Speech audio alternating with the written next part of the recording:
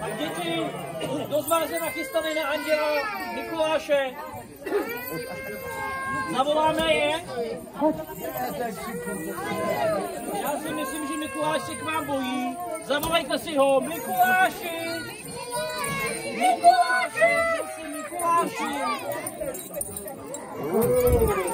Mikuláši! Je tu Mikuláš! Tak děti a pěkně pozdravíme. Dobrý den, Mikuláši! Tady, pojď sem.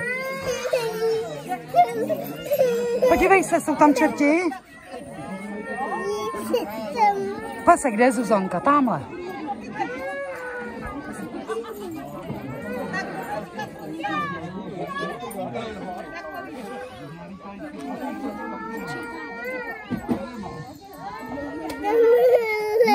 Ne, počkej, pase, tam je Zuzanka. Tam je Zuzanka, podívej.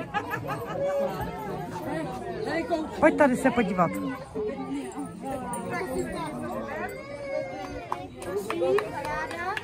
Další. No teď jí řek. No písničku dokonce. Tak, povídej. Ne, žádný takový. Neboj. Tak šup. Neboj. A Delko, půjdeš taky? Ne, já tady já ti to poradím.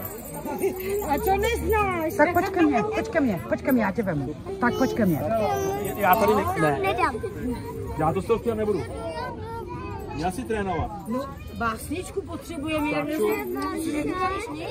Jo, ty jsi ho poznala? To je Vašek. To se neříká na hlas. Kde je ten čert?